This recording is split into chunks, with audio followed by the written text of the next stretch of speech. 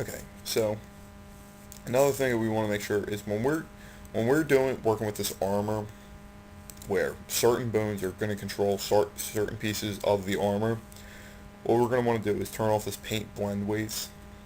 We use that in between where his undersuit is, so that say the arm at the elbow, it will be controlled just a little bit by each part of the arm instead of being fully controlled by one side. So let's just turn that off, and we'll try this one more time. Just hold down Alt, like I said before. Just paint the vertices, the areas. As you can see, it's not working. So we're just going to turn off paint weight for a second. Find the bone that's actually in control of the chest, which is right here. Go back to paint weights, and just go ahead and just start painting them.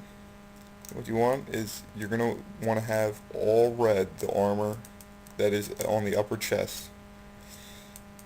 That way when he turns and everything, it's all of it's going to move. You won't have any vertices that are lagging behind and whatnot. So once again, I'm going to go ahead and I'm going to paint this, which you should do the same. And I'll come back when I have a little bit more of this painted to show you how you animate.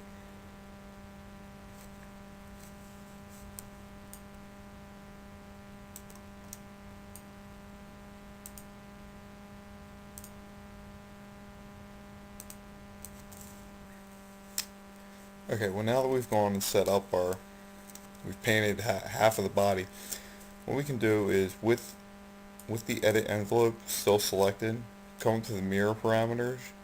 If you don't have this pulled out right here, just want you to know you can do that so you can see more of the parameters at a time. Just go to mirror mode, and what we see is a bunch of red vertices, which is basically means it can't be mirrored. And what the issue is this rectangle that we have and cutting through our model, that's the mirror plane, and since it's not set to the right axis, it's basically saying the vertices on this side of the mirror aren't matching up at all with these ones.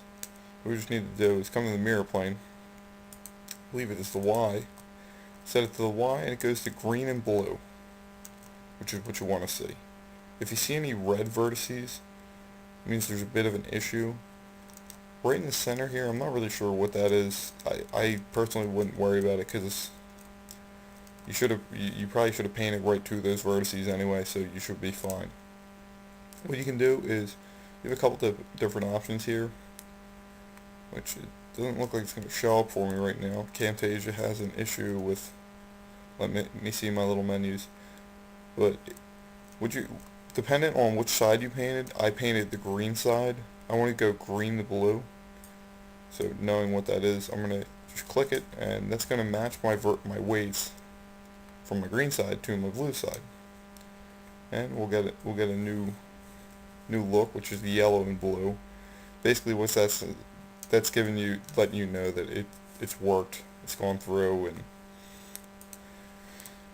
your weight should be matched now. Now it looks like I have a couple issues. I mean, the only way to really look at it is just to go in and just select, see if it worked properly. Yeah, it looks like there's a couple issues, which may have to do with the way I set up my envelopes. My clavicle, I didn't go ahead and shrink it like I did on the one side. You know, few issues, you can go through and fix them. Skinning is a very tedious process that you're going to have to go in and you're going to have to fix stuff multiple times just to get it working right. I mean, you'll pick up tricks along the way as you do it, but it's really just something you need to practice at. And I'm just going over the basics right now anyway, but what we can do is we have our model, and I've gone ahead, I'm just going to freeze his model again so I can grab these bones easier, and I've gone ahead and actually started working on the bones. Now, one thing I just want to note, whenever you do work with bones and you start animating, make sure you have this set to local. It's by default it's set to view. Set it to local, so it's going to rotate on the local axis of the bone object, not the viewport that you're looking at it in. So as you can see, got some stretching and whatnot. I didn't go in and really fine tune, get a good smooth in between these armor pieces. But the one thing that would really help for picking apart where the armor is and whatnot is if we had the material applied, which fortunately enough we do have, and I'm going to show you how to set that up real quick. Since this is the material we have set to the Master Chief and we set it up with the opacity, I don't want to use that, so we're going to go into a new material slot, and you can go down to your maps. You have your diffuse color. What you do is just click on none, go to bitmap, and just navigate your way to wherever